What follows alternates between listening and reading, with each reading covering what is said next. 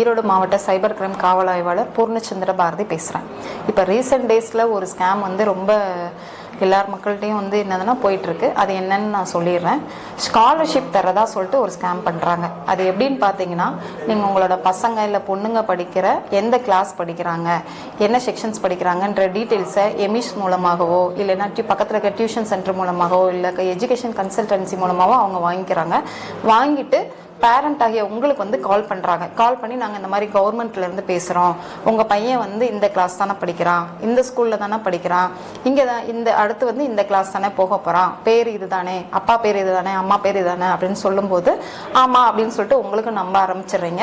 என்ன சொல்கிறாங்கன்னா, கவர்மெண்ட்லேருந்து ஒரு 35,000 வந்து என்னதுன்னா உங்களுக்கு பையனுக்கு வந்து ஸ்காலர்ஷிப் கொடுக்குறோம், ஸோ நாங்கள் ஒரு QR கோடு அனுப்புகிறோம், நீங்கள் அதை ஸ்கேன் பண்ணீங்க அப்படின்னா அமௌண்ட் வந்து ஆட்டோமேட்டிக்காக ஆன்லைனில் வந்துடும் அப்படின்னு சொல்கிறாங்க.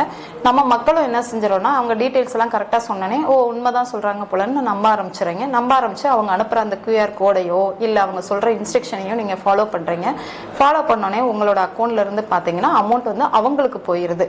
இப்போ ரீசெண்ட் டேஸ்ல பாத்தீங்கன்னா எங்களுக்கு ஒரு 16 to 17 கம்ப்ளைண்ட்ஸ் இந்த மாதிரி நாங்க ரிசீவ் பண்ணியிருக்கோம். தயவு செஞ்சு எந்த ஒரு கவர்மெண்ட்ல இருந்தும் ஸ்காலர்ஷிப் கொடுக்குறாங்கன்னா டைரக்டா உங்களோட இந்த மாதிரி ஃபோன் பண்ணி கொடுக்க மாட்டாங்க. ஒன்று ஸ்கூல் வழியாகவோ இல்லைன்னா ஸ்கூல் வழியாக தான் வரும். அதனால இந்த மாதிரி ஒரு ஃபோன் வந்தது அப்படின்னா தயவு செஞ்சு உடனே நான் ஸ்கூலில் போயிட்டு பார்த்து நேரடியாக கேட்டு நான் வாங்கிக்கிறேன், நீங்கள் சொன்னதுக்கு ரொம்ப நன்றி அப்படின்ற மாதிரி சொல்லிட்டு ஃபோனை கட் பண்ணிடுங்க. யாருமே அவங்க சொல்கிற QR கோடை ஸ்கேன் பண்ணாதீங்க. அதே போல் அவங்க சொல்கிற ப்ரொசீஜர்ஸை தயவு செஞ்சு ஃபாலோ பண்ணாதீங்க. அப்படி சப்போஸ் அதை மீறி நீங்கள் வந்து டச் பண்ணிட்டீங்க இல்லை அவங்க சொல்கிறத வந்து நீங்கள் வந்து பணத்தை அனுப்பிச்சிட்டீங்க அப்படின்னாலும் 1930 அப்படிங்கிற டோல் ஃப்ரீ நம்பருக்கு உடனே கால் பண்ணி கம்ப்ளைண்ட் ரிஜிஸ்டர் பண்ணுங்க.